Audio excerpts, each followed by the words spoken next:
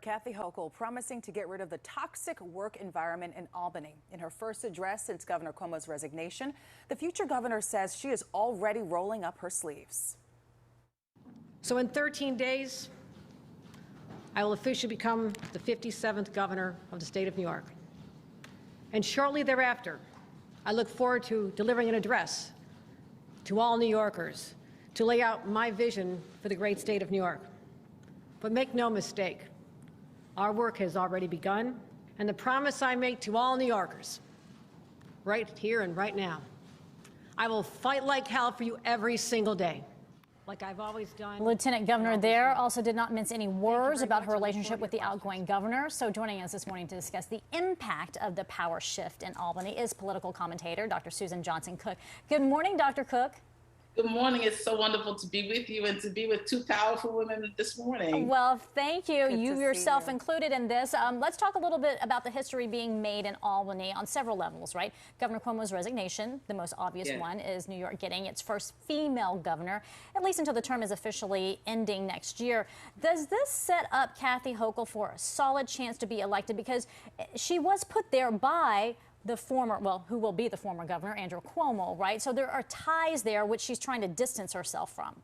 Yeah, there are ties, but she serves as a woman with distinction. And I think her statement just now and then her address that's coming in 15 days determines that I am my own woman. I was placed here as lieutenant governor, but I can be the governor for the state of New York.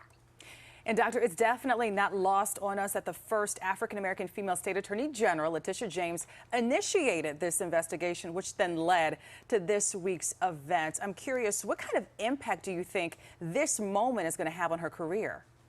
I think this moment has a major impact, but it had it 2 years ago. I mean, with the investigations that began both with then President Trump and also Governor Cuomo. I think it's a major impact. Let me just say from the outset, I have the utmost admiration and respect for both Letitia James and Kathy Hochul. So I know that they have been doing a good job consistently. I've seen them behind the scenes and in front of the camera, and I know that they will take us to places we have not even imagined. So I'm very excited about what can happen for the great state of New York, my home state. There's a lot that could be happening very shortly. So let's dig a little bit deeper into yesterday's press conference, right? So the lieutenant governor hinted that she would appoint someone from downstate to fill her position once she is sworn in.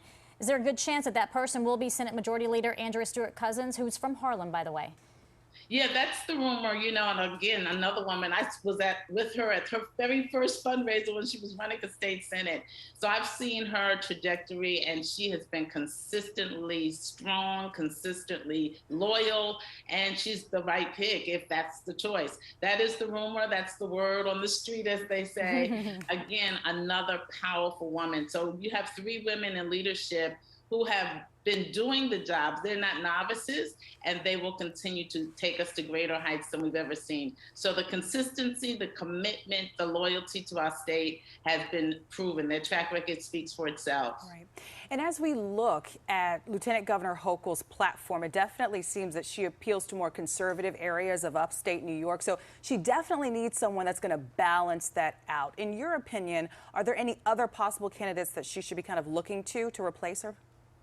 I really can't think of any other. I mean, I think it's the right balance. You know, certainly, you know, the gender is the same, but then you have the ethnic diversity and you have like upstate, downstate. I think it's the right balance and the right choice. You know, the question becomes then who replaces Stewart-Cousins?